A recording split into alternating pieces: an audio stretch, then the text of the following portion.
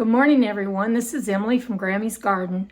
I've got some green beans here in the sink, and there's not enough to do any preservation with, and I've already got a pot cooked. So what I'm doing is I'm making, actually I started out, I'll show you here. I've got some cucumbers, and I wanted to go ahead and get some fermenting on my counter. I've already done one batch, and I just wanted to go ahead and do this because things are kind of dribbling in now. I have a new cucumber plant that should be producing soon. So I'm going to wash these green beans up real good, and I'm not going to put too many down in, but I've never made dilly beans before. So all I have here is this. I've already started cutting up. This was a large cucumber, sort of a medium size. These are slicing cucumbers. I have dill from my garden, and I like to put the flowers in it just because they're pretty. And I have some cloves of garlic that I've cut up, and that was from this year's harvest. No, it was last year's harvest, actually, and they're still good. So I've got, in this, I have got a quart of water with 2 tablespoons of salt. And some people will say put 3, but you really don't, you don't have to. It's not gonna hurt your product that much. So, not going to hurt it at all. Cut off the blossom end, which is the end the blossom was on. It's repetitious probably for some of you to hear that. And I'll put it right there, and then I'll get these chopped. Fermenting, you don't have to scrub and scrub and scrub your vegetables. You want them clean, but it's the lactobacillus that normally occurs on the vegetable, on its exterior, that is actually going to be causing the fermentation. Fermented foods are one of the best things that we can add to our daily diet. Some people do it with yogurt, and that's great, but some people drink kefir. There's all kinds of different things people are doing. I put this pretty little flower, and that would be seeds. If I had let that stay in the garden, that would be dill seed. Here's another flower. I think I've got 3 flowers for this one, and then this is like the fronds that come off of it. Can y'all tell I love vegetables? I mean, I just love the whole thing about them. So I've got these sliced pretty thick. I'm trying not to like get them anywhere where I think they would be contaminated by anything, but this is a clean surface. Now, I do want to be able to get these green beans in because this is an experiment for me. Excuse me while I unload this. I thought maybe I was loading it too much. I've got a pot, I've been keeping a pot of green beans going, and they're so good, but I thought, I'd just like to do this. It'd be nice to reach down in there. Now, I'll check these every day. Packed in there nice. Can you see the green beans and everything else that's in there? There's that frond in the bottom. They'll all start combining their tastes, and it's amazing. So I've got the salt in this water, and this is a quart, but I'm not going to need a whole quart of water, I don't think. That wouldn't make a lot of sense. And I'm going to push it down so any air bubbles can rise. I want the air bubbles to be out of there.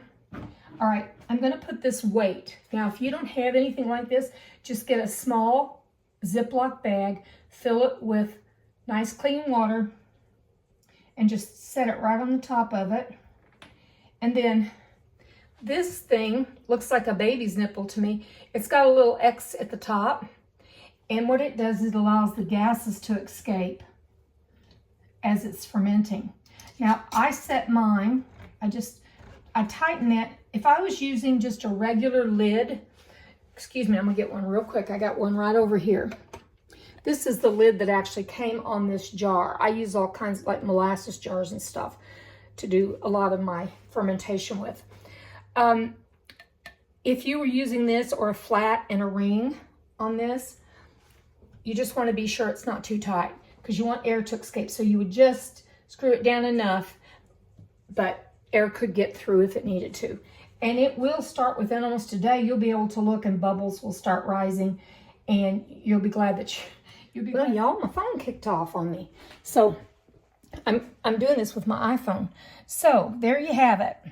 I'm going to set a plate under it if that didn't get filmed, And so it will catch any overflow that comes out of here. It might bubble down, and you might smell the garlic in wherever you set it.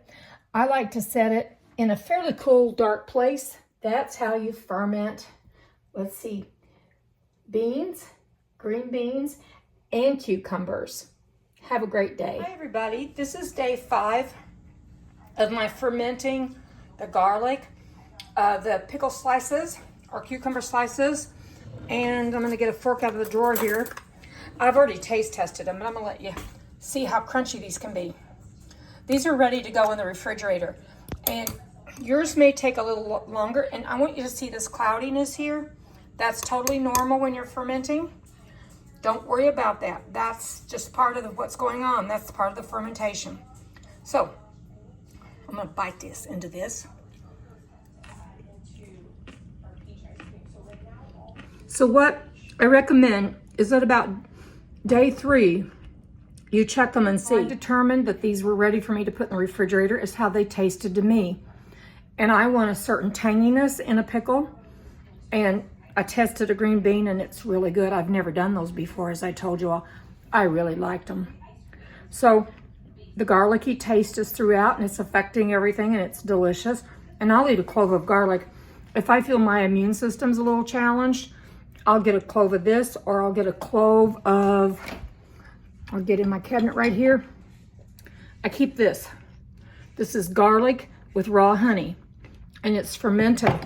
And when I feel that, like I might have a little bug coming on, I take a bite of those and a teaspoon of that honey. And I really think it really helps me a lot. So that's what I have to tell you about these. Mine are ready. So it took 5 to 6 days for mine to get where I want them. On about day 3, depending on how warm your house is, because if your house is real warm, it's going to ferment much faster. I'm putting them in the refrigerator, and that's where they'll be for the remainder until they're gone. It slows down the fermenting process. It may ferment a little bit, but it keeps those good probiotics. So that's it. Y'all have a great day. Bye.